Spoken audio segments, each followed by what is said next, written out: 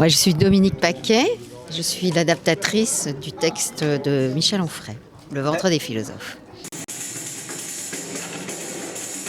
Ce que j'ai aimé, moi, dans le texte de Michel Onfray, c'est ce parcours historique au travers des philosophies et des gastronomies, des diététiques qui sont quelquefois un peu surprenantes. Un soupçon de Nietzsche. Refus de la lourdeur germanique. Vive la gastronomie piémontaise.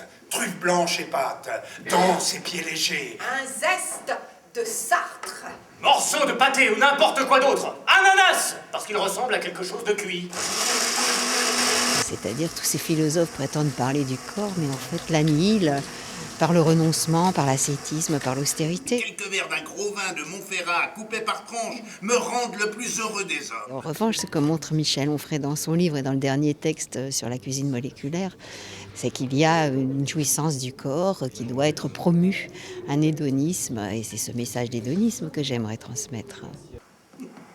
Un certain type d'alimentation produirait donc un certain type d'homme. Je suis ravie de le présenter à Figeac et je suis ravie que ce spectacle circule avec les Tréteaux de France toute la saison prochaine. Ça, c'est une grande chance que nous avons eue en ayant le prix Adami Tréteaux de France. À l'origine de notre humanité.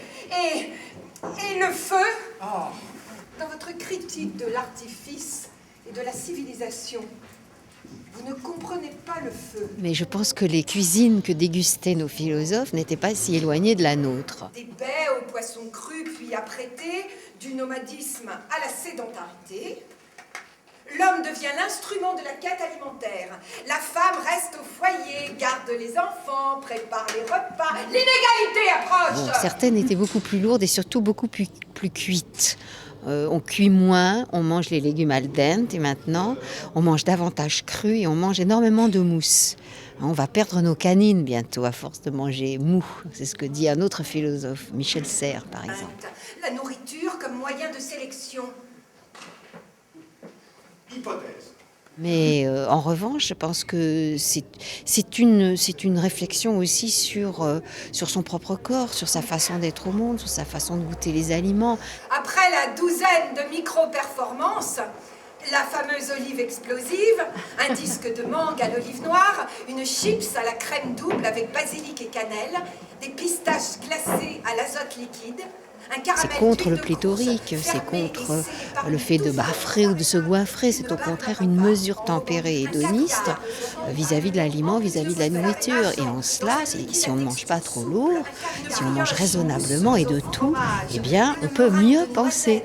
Un chamallow aux pignons et de coco, une arlette ibérique, croustillant de pieds de cochon.